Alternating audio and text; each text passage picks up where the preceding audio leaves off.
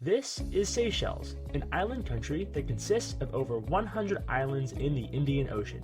The capital city, Victoria, is approximately 800 miles east of mainland Africa. In this video, we are going to dive into the interesting history and development of this African island nation. Thanks for watching an IATP All Things Africa video. Make sure to subscribe and leave a comment to let us know what you thought of the video.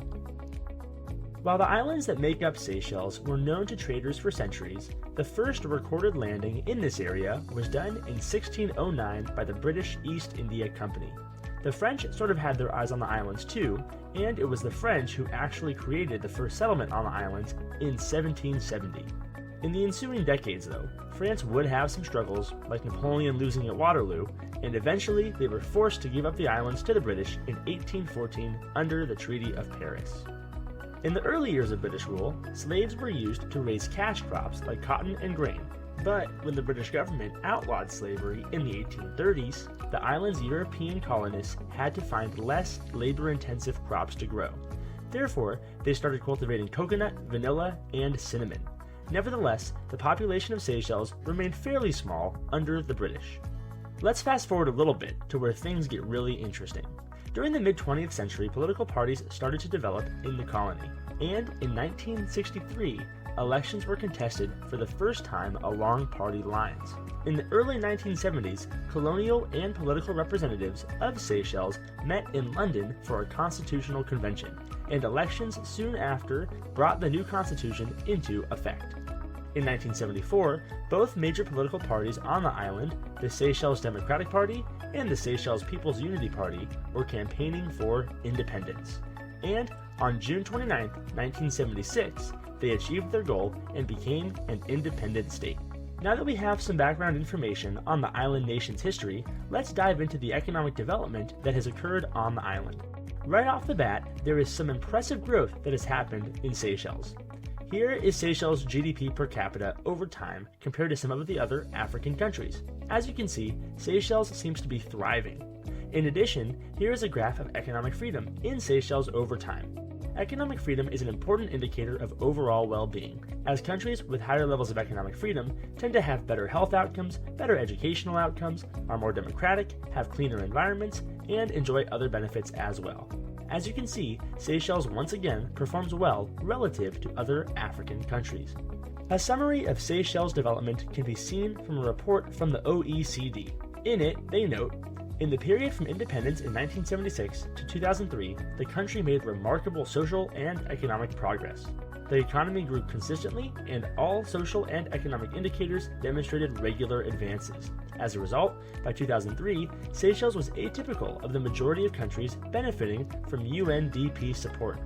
The profiles of economic and social indicators were more akin to industrialized nations. In addition, the country had significant individual, institutional, financial, and technical capacity. Nevertheless, the economic story of Seychelles is not so straightforward, and we can learn some things by digging into what exactly happened on the island's context. Much of Seychelles' success in the early years of its development was due to its ability to build an impressive tourism sector that greatly increased tax revenues on the island. The government used much of these tax revenues to build up Seychelles' infrastructure, and even create some fairly comprehensive social services and welfare systems on the island. While things looked good from the outside, much of this growth was dependent on borrowing, and problems soon arose.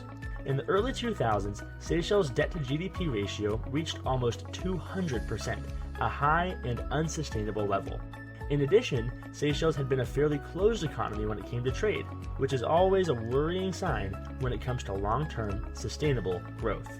By 2008, Seychelles had experienced enough trouble, and they decided to restructure their debt while receiving support from the International Monetary Fund, the World Bank, and the European Union. In the ensuing years, Seychelles went on to liberalize its foreign exchange system, reduce government spending, lessen the amount of individuals employed by the government, and generally reduce the state's role in the economy, which helped build up the private sector. These policy adjustments, in addition to the generous debt relief that the islands were given, helped the country attain much sounder fiscal and debt status than was previously possible. Growth soon recovered, and in 2010 and 2011, real GDP growth was at 5%, and public debt had fallen by more than 50% compared to levels in 2003. Much can be learned from the experience of Seychelles. In the early years of the country's development, the government was the primary economic actor in the country. Ambitious land redistribution and job creation programs were part of the country's goals. State-owned enterprises stretched into almost every area of the country's economy, including manufacturing, agriculture, energy, banking, medical services, and others.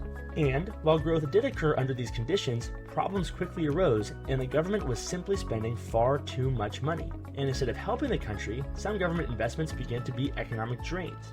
For example, the government decided to invest in a tuna cannery to improve the country's exports.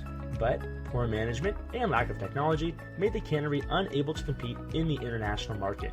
The cannery ended up needing to rely on state subsidies to survive, as did many other state-owned enterprises. Unfortunately, this experience can be seen all over the world. State-centered development models and their supporters promise economic growth, and they fail to deliver the goods. While there might be some short-term gains, long-term growth always entails high levels of economic freedom. Strong private sectors, liberalized trade, encouraging entrepreneurship, that is what has led to economic growth all over the world, and that remains true of Seychelles. If economic freedom thrives there, growth will thrive as well. Thankfully, this country has been more economically free than the rest of Africa for decades. Let's hope they keep moving in a freedom-friendly direction. Thanks for watching. If you enjoy this video, you may find some of our other work interesting. Check out another video here. Also, make sure to hit the like and subscribe button below, leave a comment, and follow the IATP on Twitter at @the_IATP.